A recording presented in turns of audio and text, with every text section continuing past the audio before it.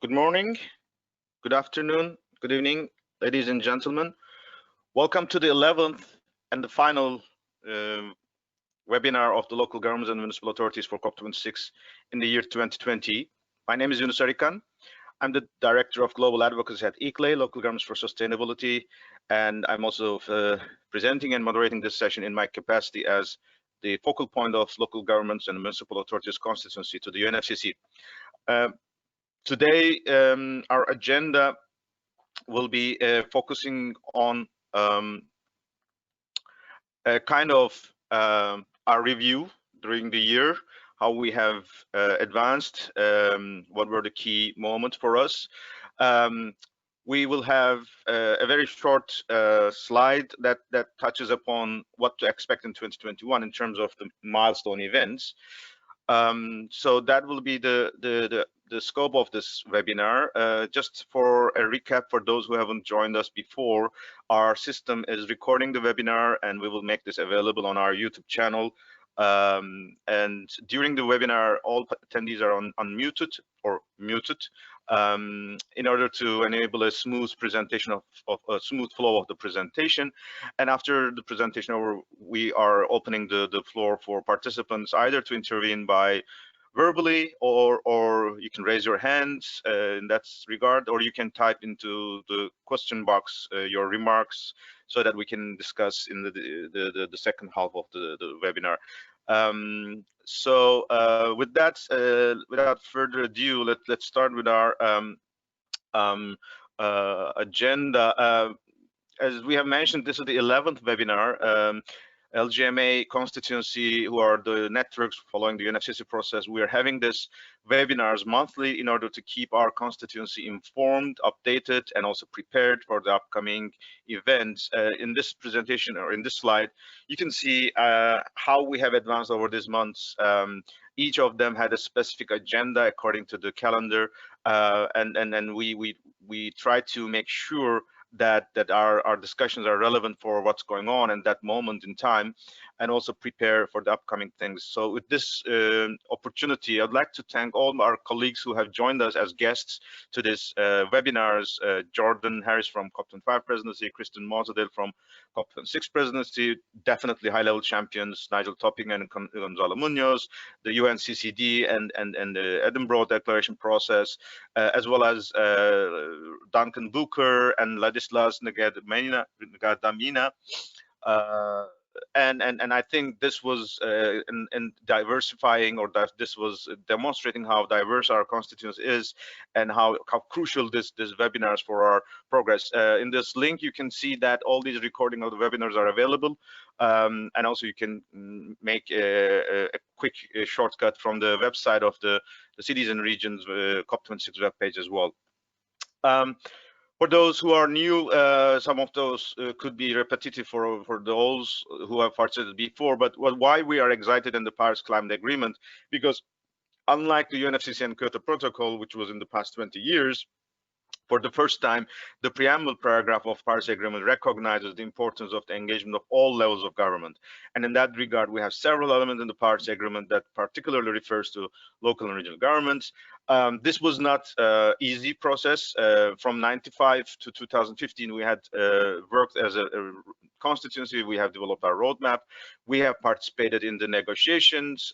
We work with our friends of cities, especially the Climate Summit in 2014, and Nazca Portal was instrumental on the way we reached the Paris Agreement.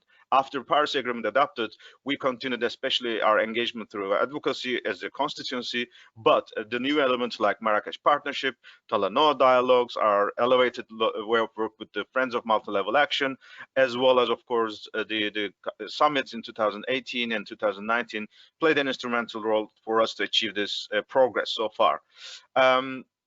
UNFCCC process is a cyclic process, and every year we have to be aware who is leading the process. The hosts of the last conference of parties are the leaders that are taking care of the implementation of the agreed decisions, and the upcoming conference host is taking the leadership in terms of preparing the agenda and an outcome. So in that regard, this year is unique. We all know it was originally 1 year, but because of the postponement, we are running for a 2 years process under the Chilean presidency, Minister Carolina Schmidt and high-level action champion Gonzalo Munoz. In the UK side, you can see from this chart that UK government is claiming to be, or striving to be convening the most inclusive summit of the COP history. In that regard, they have, of course, defined their leadership as Right Honorable Olaf Sharma as the Secretary of State, as the President designate, and they have assigned their high-level champion Nigel Topping and Mark Carney. But they have created a number of, let's say, councils, advisory bodies. That is unique, and that is adding, of course, a new momentum to the process. The first one was the Friends of COP, which is including Eric Garcetti as the mayor of Los Angeles and C40 chair in this community. This is the direct coordination or consultation to the COP president designate.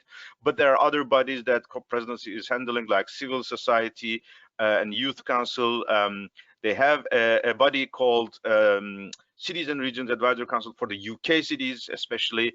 They have a devolved administration, which is addressing the unique structure in the UK, which consists of Northern Ireland, Scotland, Wales, and England, so that they also have this collaboration among this devolved administrations.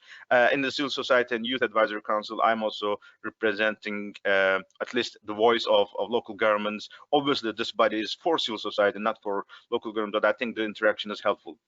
On the how are we advancing? You can recall, as we said, every year agenda is different and the priorities are different. We traditionally convene our summits or events or side events, or we provide updates through our platforms to showcase our progress. Then we contribute in the consultations and we contribute in the decision making. Obviously, local governments are not signing the agreement or outcomes, but we intervene to shape the decisions, and especially with the Friends of Multi-Level Action, which is the friendly national governments who take care or who are interested in multi-level collaboration. They are the ones who are tabling all these verbal arrangements in the text, so that the decisions are incorporating our inputs. For the 2021, the COP26, we have defined our priorities in Madrid.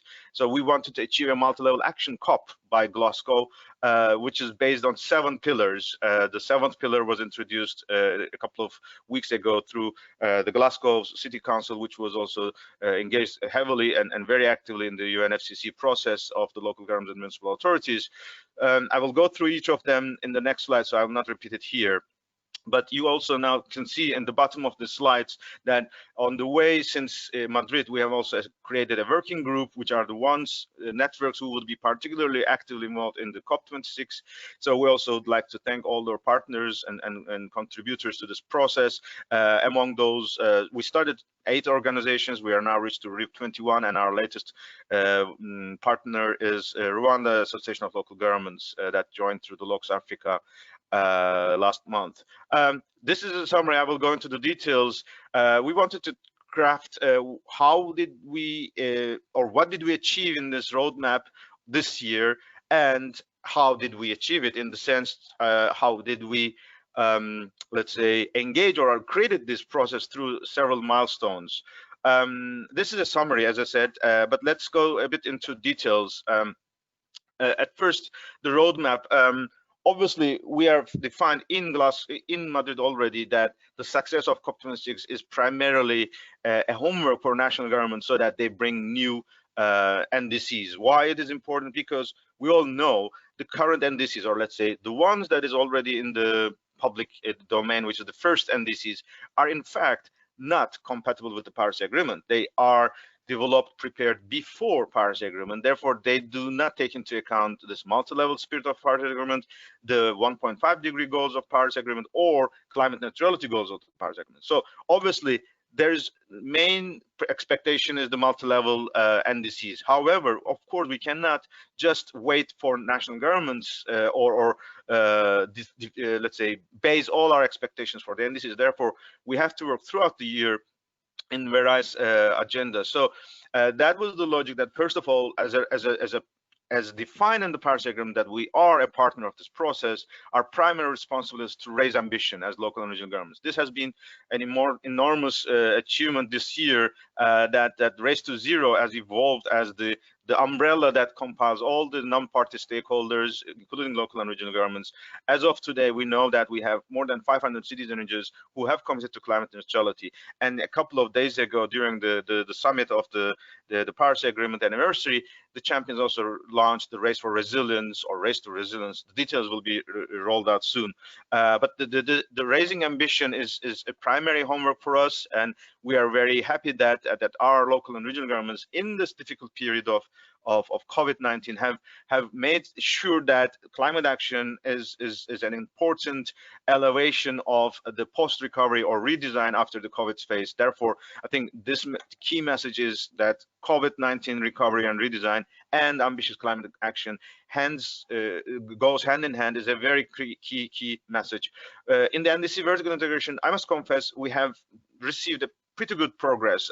We have now in one of the biggest initiatives is this NDC partnership has been rolling out in more than 50 countries, and for their revision of their NDCs, and ICLEI is contributing in 7 countries, and the NDCP partnership announces that 50% of the existing process of the existing countries have an element of subnational, let's say, role or responsibility in their NDC revision. That's really great news.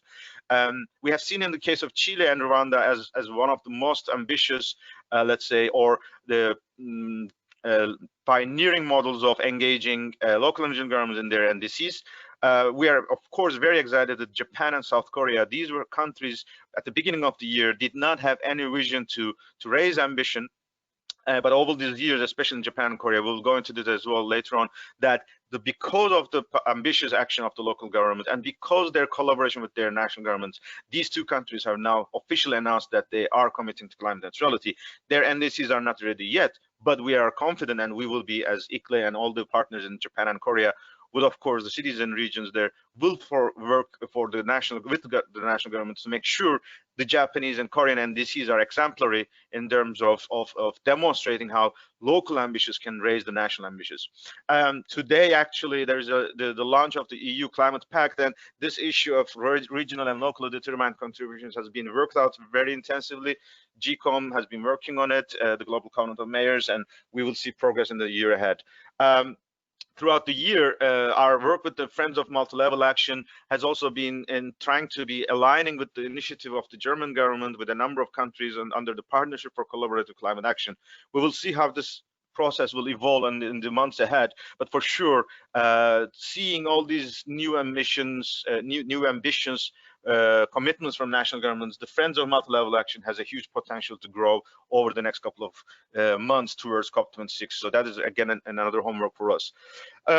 Climate finance has always been an issue for us because we cannot demonstrate our ambition, or we cannot deliver our commitments without additional funding, both through national or global funds.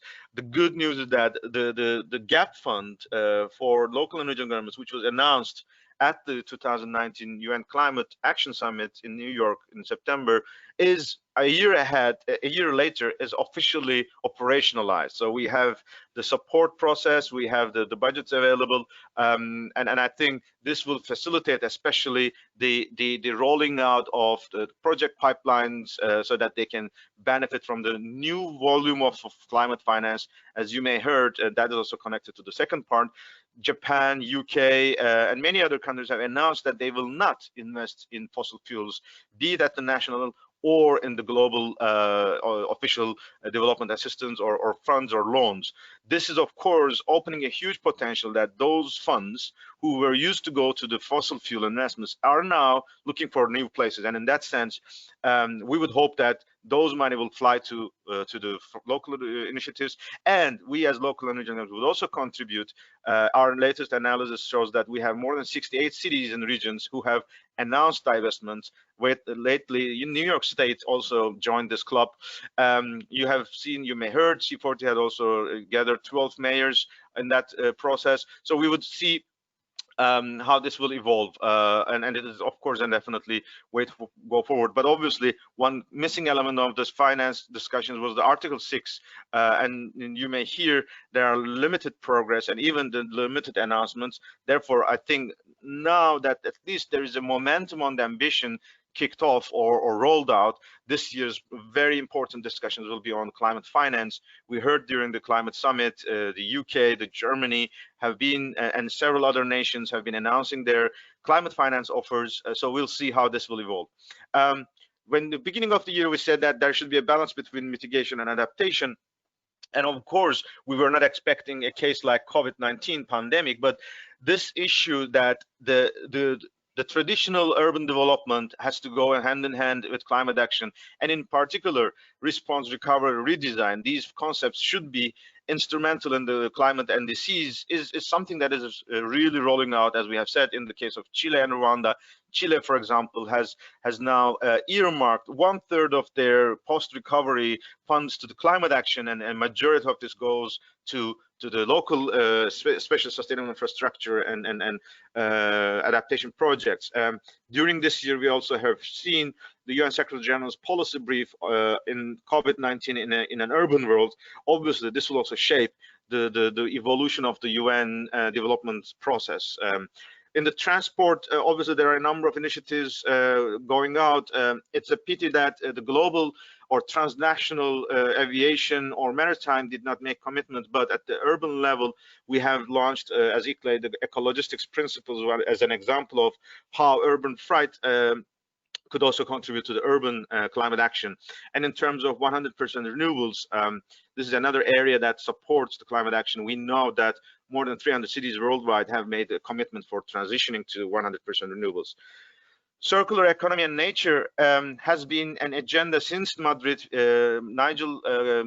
Gonzalo Munoz had been a particular champion of the circular economy. There was a session in Madrid. It was the first time circular economy was brought into the discussion, into the climate space. And we are very proud that the Marrakesh Partnership has now embraced this concept through a second working group under the Human Settlements Action Pathway, which says waste and consumption alongside with built environment. The waste and consumption particularly addresses 1.5-degree lifestyles, the circular economy, procurement, as well as social equity. So we're excited that this document now will guide us on the way forward for ambitious action as well. Nature, this was the year expected to be the super year for nature. While the process is postponed, several processes let's say the UNFCCC negotiations are postponed, but there were several outcomes. In particular, the Edinburgh Declaration, led by the Scottish government, had played a huge role. It was a declaration of local and subnational governments across the world, and this is now officially recognized as an input to the negotiations in Kunming, China next year. Meanwhile, for the first time in the history of UN, there was a heads of state level summit in the UN space in September. We were delighted that Mayor Valérie Plante, from Mayor of Montreal, ICLEI's global ambassador, was also representing our voice there. So that was, of course, a momentum that is necessary. There was also outcomes like Leaders Pledge. So we are hoping that the biodiversity process will evolve in the next couple of months, and the fact that both the presidency of UK and the local government agenda has an element on nature, we are confident that by the time we reach to Glasgow, we will have much more stronger synergy between nature and climate action. Throughout the year, the sixth agenda for us was to amplify global action. In that regard, the key logic was that in the UNFCCC, if you look at it is mainly a Ministers of Environment process, but there are efforts to bring or introduce like other ministerials, like Ministers of Energy, Trade, Finance, Agriculture.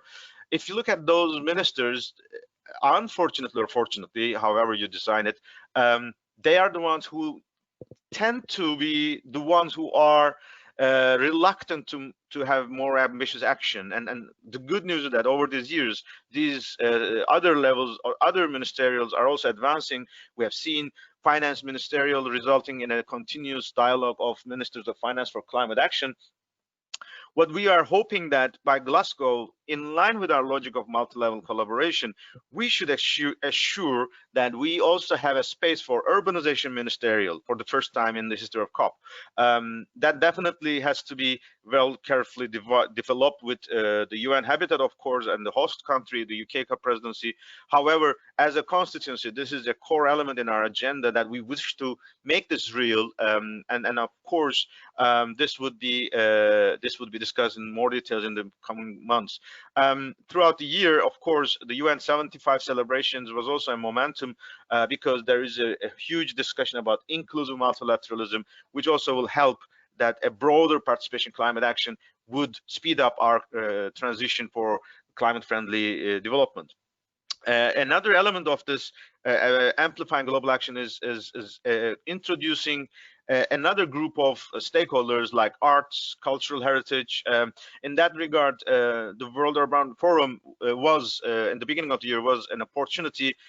It obviously created a momentum, but in fact, the real momentum had been led by Climate Heritage Network, and they have also made a number of initiatives and sessions throughout the year. So we are confident that culture and climate will also be a core element, in particular, knowing that, for example, pre-COP26 host Italy is also very active or sensitive in this agenda. We know the UNFCCC is not only the Marrakesh Partnership. Marrakesh is a new process that is involved since Paris Agreement.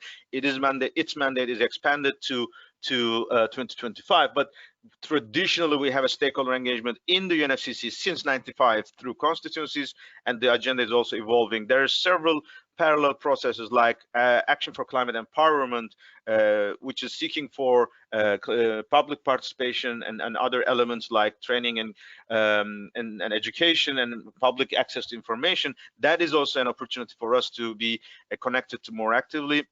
We also know, for example, capacity building is an initiative that is evolving in the UNFCCC space. So we should make sure that our efforts are also connected, and all different, let's say, delegations or the delegations dealing with different agenda items of the Paris Agreement or UNFCCC are making sure local agendas are embedded into this process. Our last agenda item of the year, in fact, was a natural result. We have heard numerous times from Glasgow, especially the leader of the Glasgow City Council, Mrs. Aitken, repeatedly referring that Glasgow was the birthplace of industrial revolution 200 or 300 years ago, but Glasgow is among those cities who are transforming the city into a green economy and different transition. In that regard, of course, Glasgow is among those cities who are feeling how this transformation may impact, and in order to minimize those impacts to the society, there should be a fair and equity-based approach, and justice should be discussed both within the cities, within the nations, and among the nations. So this resonated very well with our roadmap, because over these months we have seen how local and regional governments, through initiatives like the joint declaration by the Global Covenant and Global Task Force on Climate Justice, or as you have heard in the Human Settlements Pathway, we have an element of social equity. Therefore, this proposal from Glasgow was definitely speaking to the heart of all of our members, and we would proudly now announce that the seventh pillar will be in Glasgow would be the climate justice. And of course, we will have to dig into details of it, but definitely there's a huge opportunity for us to expand our work over the next months. In our next slides, actually, this was a summary that I wanted to make in a nutshell, which was around 20 minutes or so.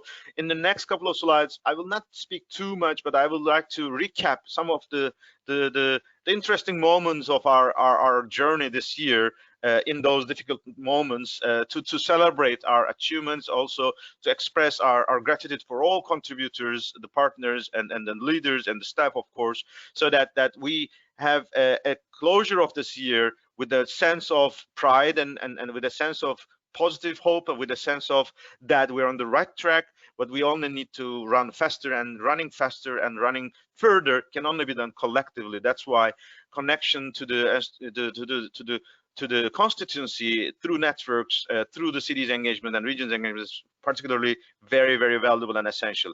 So let's go through this, let's say, journey in time of 2020.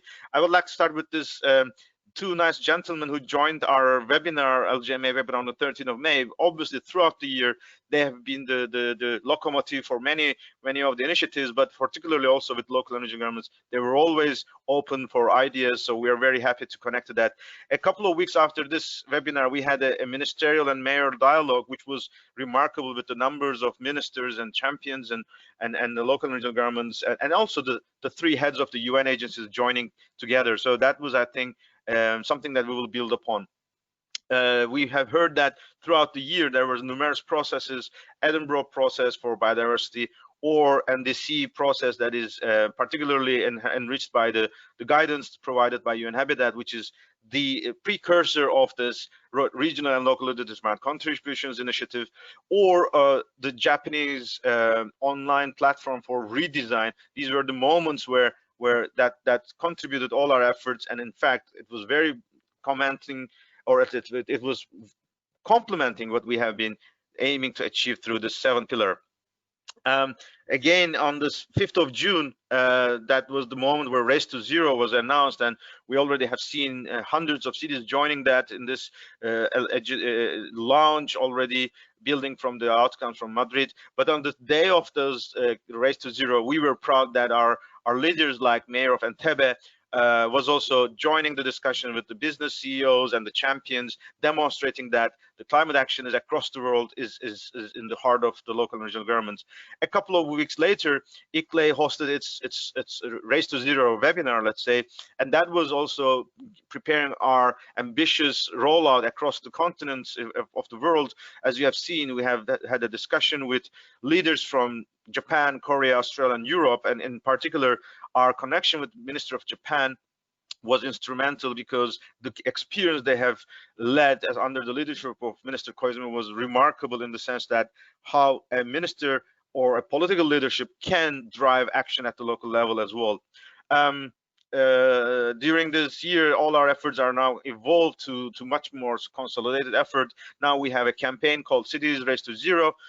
This is shared by a broad diversity of partners, which are aiming to bring 1,000 cities who are committing to climate neutrality, and even more strengthened with 2030 ambitious commitments. We as ICLEI will be, of course, supporting this process, but we also know that there's already more than 500 cities who have already committed to climate neutrality. Obviously, this group of cities will be one of the target groups we will start to roll out.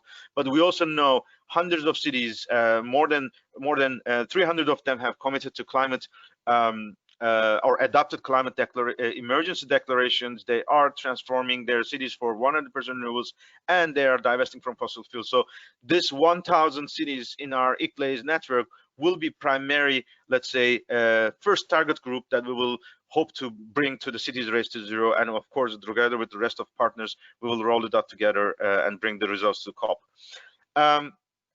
Throughout the year, there was, of course, UNFCCC was trying to accommodate the changes in this process, that both the technical intermediate meetings, which is happening every year in June, is postponed, and of course COP is postponed.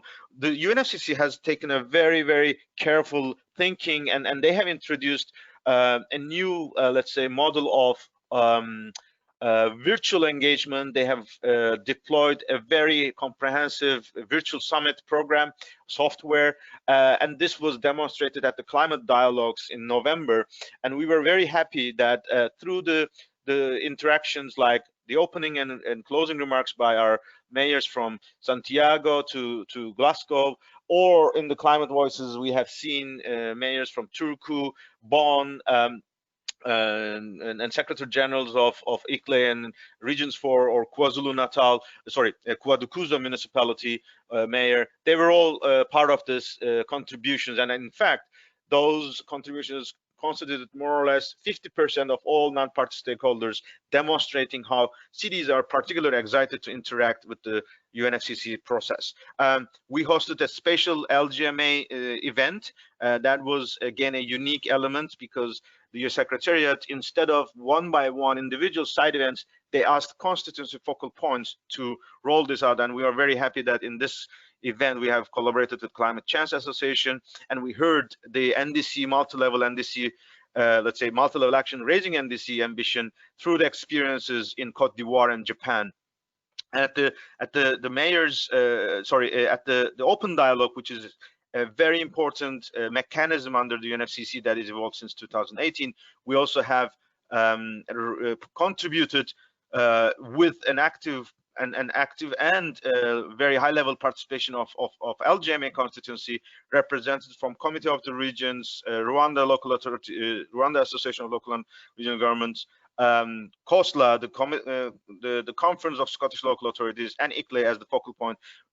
We have provided interventions, raised our points, and especially the moderator, the UK COP presidency, and the Secretariat expressed very, very warm responses to our active engagement into these dialogues. I wanted to particularly highlight the case of Japan and Korea, because that will be a game changer in next year.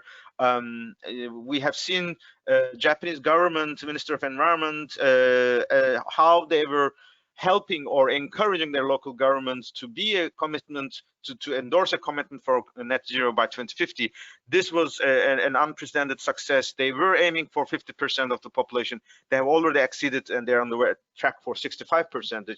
In Japan, the local action is already, local climate action is a very has a history. In 1996, they have developed their first legislation for accounting and reporting of local government. So Japan is already well ahead in many sense, but this experience that through Minister of Environment and the positive response from all levels of government and in an unprecedented scale, and then resulting this, that Prime Minister of Japan in end of October announcing that Japan will raise its ambition and they will be committing to climate neutrality. This is a remarkable achievement. We all have been applauding the minister and the Japanese stakeholders.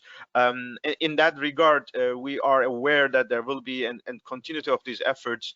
And of course, we will see how this is embedded into the NDC, but this is a purely an exemplary example. Another experience, in fact, that came up just 3 days after the announcement from Japan. This time it was Korean local governments and Korean Minister of Environment and Korean President.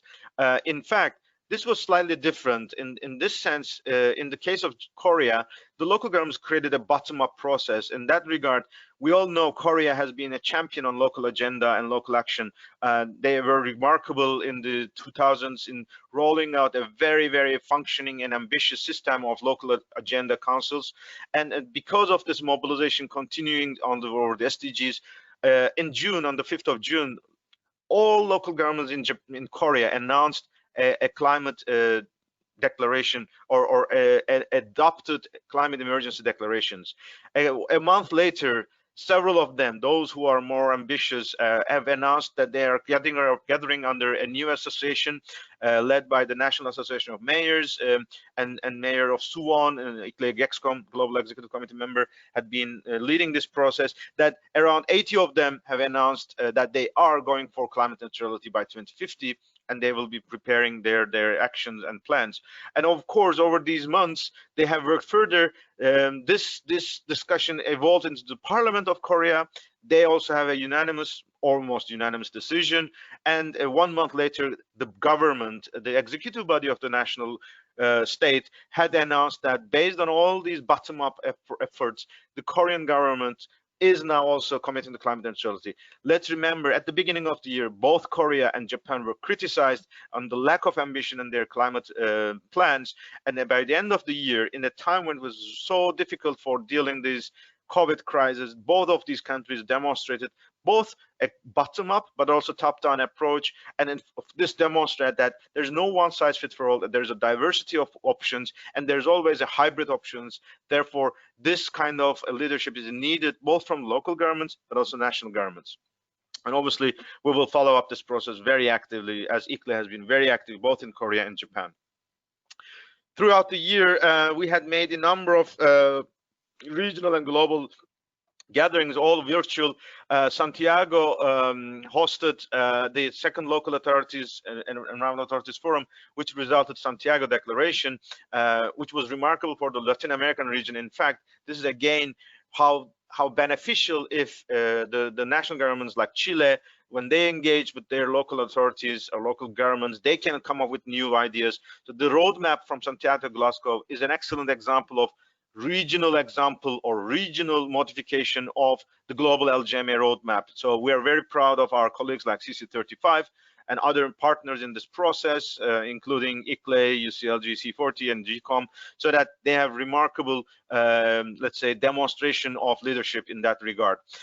In Africa, we had the Locks for Africa Summit, which also had now developed a roadmap for climate finance in Africa.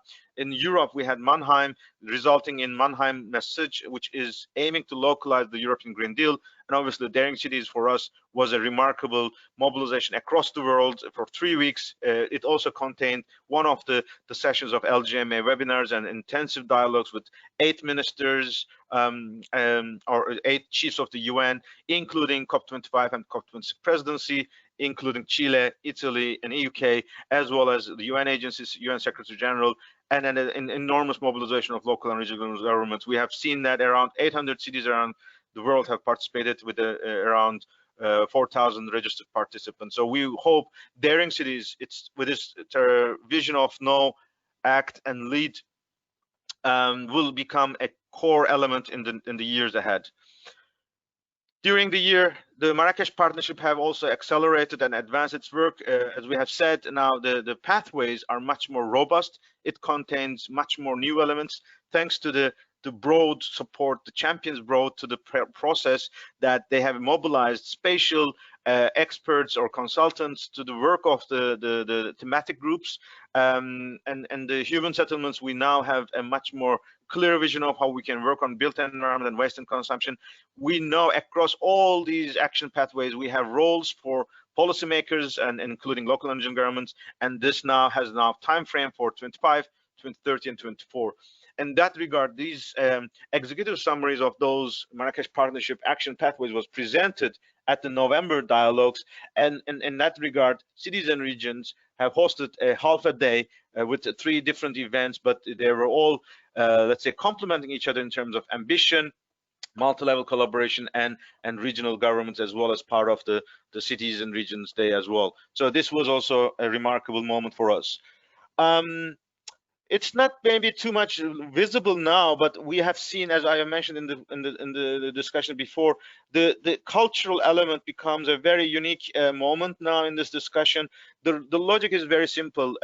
We are building a new civilization. We are building a new development. It's definitely, of course, needs resources, financial, technical, but above all, it needs a commitment, a transformation in the mindset and also in the hearts of the people. Therefore, arts, music, culture is the easiest way to reach to this transformative spirit, and then making collective and social transformation. In that regard, Beethoven Pastoral was another moment of the year, and on the 5th of June we celebrated with UN and other agencies. Cities and regions have participated, like mayors of Izmir, Buenos Aires, culture and mayor. Of course, leadership of City of Bonn was instrumental there. This was also contributing to a massive agenda of Climate Heritage Network, which is one of the unique multi-stakeholder initiatives that is also contributing to the work of LGMA roadmap. And throughout November, they also hosted numerous events. We are hopeful that Climate Heritage Network will provide new and new momentum for our roadmap towards Glasgow as well. Lastly, of course, we have celebrated the Paris Agreement 5th anniversary with a remarkable mobilization. We have contributed to the on-demand section with inputs from numerous networks, and we have prepared a special video for LGMA constituency. On the live session, we have heard governors from US, C40 cities were part of the live session. The day before, City of Paris made or convened a remarkable 9-hour session, which was exemplary in terms of how we can continue our ambitious action. And again, on the same day, the day before, on the 10th, UK 100 also kicked off their roadmap towards COP26, again having the ownership of the UK cities, as always, exemplary, as we have seen in the case of Chile and we have seen in the other years. The local energy governments of the host country plays a key role in the success of the global LGMA advocacy. So with City of Glasgow, with Scottish Government, and with UK 100 and LGA Association, we are confident that there will be a very massive mobilization. Of course, we will see how this agenda will shape according to the physical conditions, but we are confident that whatever shape happens in Glasgow, there will be a strong visibility and presence of local and regional governments. Last words, this is an outlook for next year. Above all, let's recall all these agendas are tentative. The pandemic is still not over. None of the countries have managed to survive this through the second and third waves. And even those who were successful in the first wave, they are having difficulties. Therefore, agenda in 2024-21 is still on the fence, let's say. Some of those events may still be virtual. Some of them, especially those who include negotiations, may be postponed. Therefore, at this stage, at this moment in time, this is a very tentative outlook. We didn't want to go to all the details. Obviously, there are a lot of things to follow, but we wanted to make a monthly, let's say, overview. With January, we're expecting Climate Adaptation Summit to play a key role, hosted by Global Center for Adaptation, as well as City of Rotterdam. This will be on the 25th of January, especially Race to Resilience will be rolled out more in details. In February, UN Environment Assembly, the 5th edition, will be starting with its first part, which will be through the Committee of the Representatives. And also it will be mainly a technical session, which is adapting the budget, but there will be a role for local and regional governments as well. In March, we're looking forward wholeheartedly and excitedly to the Japan Net Zero Forum, led by Minister of Environment of Japan, which was already announced that it will be in collaboration with IGES. The UNFCCC Secretariat is invited, just like the online platform for redesign, and ICLEI is also included as partners of those the summit, or let's say the forum. More details to come soon, but we are expecting this to introduce significant momentum to our work. In April, according to our calendar, we know that ICLEI World Congress will be held virtually, but will be hosted by Malmö, City of Malmö. Obviously, every network has their own governance mechanisms, but this is what we know as of today from ICLEI side. And obviously, as being the focal point of LGMA, ICLEI's achievements or progress will also help to roll out the LGMA constituency agenda. In May, officially, if you look at the websites, there is an expectation to have the Biodiversity COP15 summit.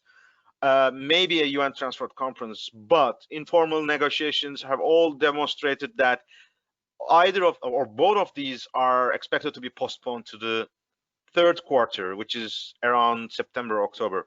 But we will watch and see. In June, we will be seeing or watching whether there will be the technical meetings, the subsidiary body meetings of the UNFCCC, or will it be like the climate dialogue, which is a huge engagement but no negotiations. On the 5th of June, there will also be the launch of the UN Decade for Ecosystem Restoration. It is a very important agenda, especially bridging nature to climate action and COVID recovery.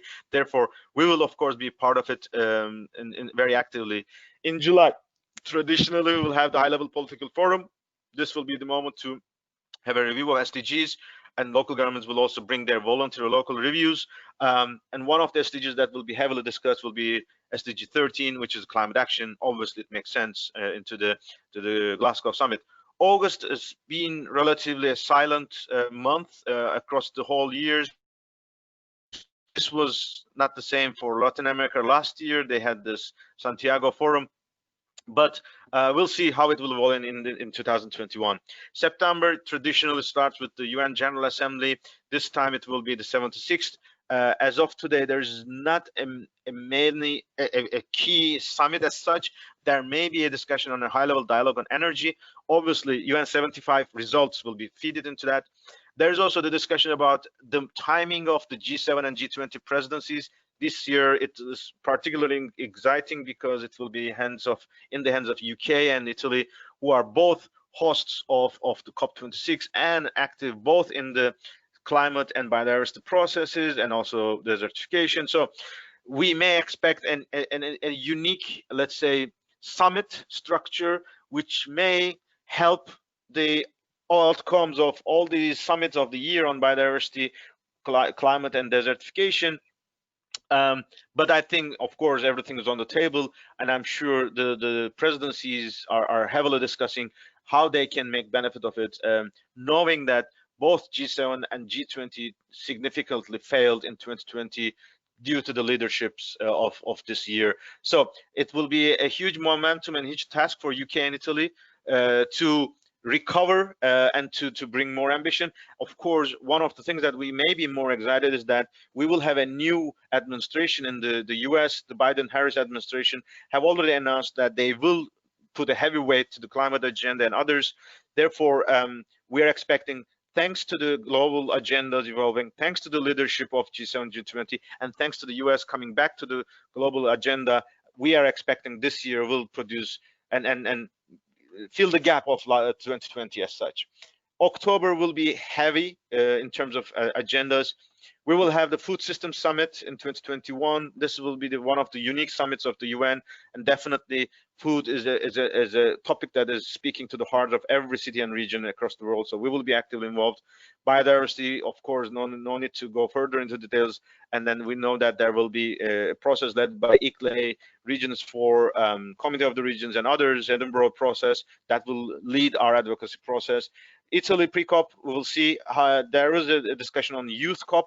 We're still hopeful there may be a room for cultural ministerial, but we'll see with the Italian presidency.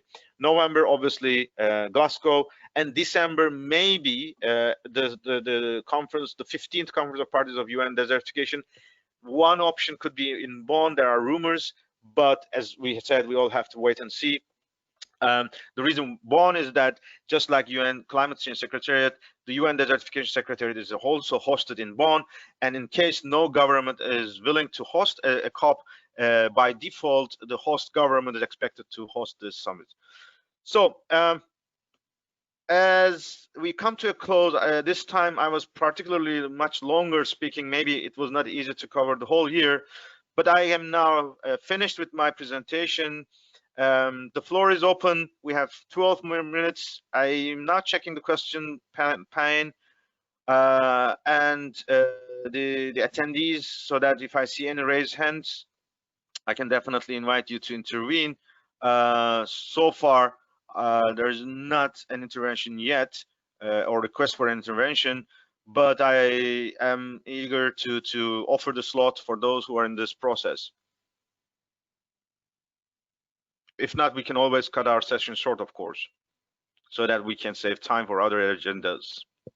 Time is always essence, especially in the last couple of days of the UN, the year. Everybody is busy with wrapping up their reports, budgets. So I don't want to occupy more than requested. Oh, I see a hand from Anthony from WWF UK. Thanks, Anthony. The floor is yours. Thank you. Yes, I just wanted to say thank you for your work, Yunus, over the year. It's been a really challenging year, but you've really led us very well and done a great job in coordinating such a vast group over such a chaotic process. So it's been great. Just wanted to say thank you, and I hope you have a restful period coming up. I just had one little question. I'm just looking at the draft advocacy calendar, and I see the Japan Net Zero Forum in March. Is that the one that's sort of focusing on cities that was originally announced for sort of February or January? Anthony, first of all, truly appreciated this kind acknowledgement of our work personally, and also I take it on behalf of whole ICLEI as the focal point. It's always nice to hear this, because true, it was not an easy year, and I'm delighted that together with partners like you and individuals like you and all the other colleagues who joined us in this journey, we managed to survive, and we managed to even to be more remarkable than it was even expected in the beginning. So thanks a lot, and truly happy to hear your kind words, and we look forward to working on further. and you're coming to your question, you're absolutely right. The moment I was reading that line, I noticed that I didn't put the I forget the most important word, because it will be Net Zero Cities Forum. Therefore, yes, you're correct. That is the forum that was announced on the couple of weeks before by Japan Minister of Environment. It is very likely in March, but the tentative date is still not announced yet, and it will be focusing on cities, Net Zero Cities Forum. I will correct this in the final version of this presentation. Many thanks for catching this, and look forward to having WWF also joining this process in that event and the rest of the year as well.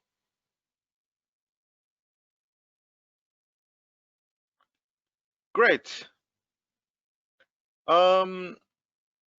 I feel that was a nice, let's say, wrap up also, with appreciations or expressions of solidarity to each other. Again, as we all say, together we're stronger. That was the motto of the LGMA or the GCOM event in the November dialogue. I fully support and I'm fully embrace this. Together we're stronger. The COVID also shown that the best asset of humanity is the solidarity to face challenges that are in the global scale, that no city, no government, no institution can face this alone. And in fact, it is the multi-level and multi-stakeholder approach together is the one that will save us, and no one can be immune from those risks or challenges, but no one could also be more happy than acting together in terms of transforming into a new way of living, a new way of civilization. 2020 was definitely a momentous year.